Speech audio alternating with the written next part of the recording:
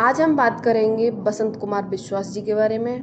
बसंत कुमार विश्वास का जन्म 6 फरवरी 1895 को पश्चिम बंगाल के नादिया जिले के पोरागाचा गांव में हुआ था। विश्वास बंगाल और पूरे देश के स्वतंत्रता समर्थक कार्यकर्ताओं में से एक थे। इनके पिता का नाम मोतीलाल विश्वास और माता का नाम कुंजावाला देवी। इनके पूर्वज दिगंबर विश्वास नील विद्रोह 1859 के एक सक्रिय नेता थे और स्वतंत्रता सेनानी मनमथनाथ विश्वास उनके चचेरे भाई थे। उन्होंने अपने चचेरे भाई मनमथनाथ विश्वास के साथ पास के गांव माधवपुर में MI स्कूल में अपनी स्कूली शिक्षा शुरू की। 1906 में बसंत को मुरागाचा स्कूल भेज दिया गया। मुरागाचा स्कूल के प्रधान शिक्षक खिरोज चंद्र गांगुली के मार्गदर्शन में बसंत ने स्वतंत्रता संग्राम की अपनी यात्रा शुरू की।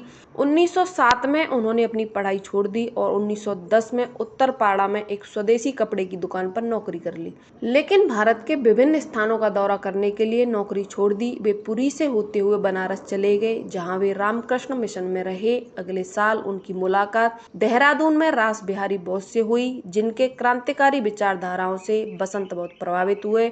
बोस ने उन्हें हथियारों और बमों का प्रशिक्षण दिया। अक्सर उन्हें विषय कहा जाता था। बसंत रास बिहारी बोस की देखरेख में कम उम्र में ही युगांतर नामक क्रांतिकारी संगठन में शामिल हो गए थे। बसंत कुमार विश्वास बम बनाने में माहिर थे और उन्होंने बमों के इस्तेमाल का प्रशिक्षण प्राप्त किया था। रास बिहारी बोस और अमेंद्रनाथ चट्टोपाध्याय जैसे क्रांतिकारियों के मार्गदर्शन में वे राष्ट्रवादी गतिविधियों में भाग लेते रहे।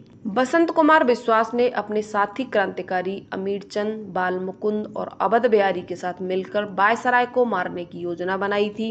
23 दिसंबर 1912 लॉर्ड हार्डिंग भारत की नई राजधानी दिल्ली का उद्घाटन करने वाले थे। इनका जुलूस चांदनी चौक से होकर निकलने वाला था।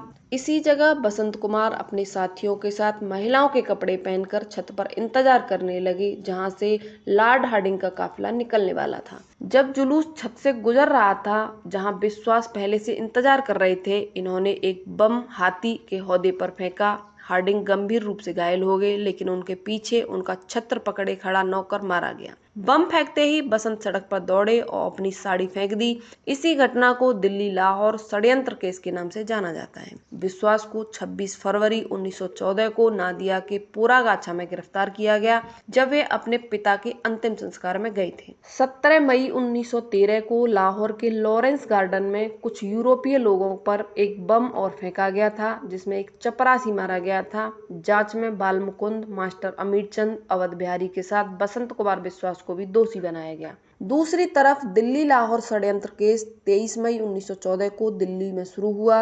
अमीरचंद, अवध बिहारी और भाई बाल मुकुंद को मुकदमे में मौत की सजा सुनाई गई और बसंत विश्वास को आजीवन कारावास, क्योंकि वो नाबालिग थे। उनकी उम्र सिर्फ 17 साल थी।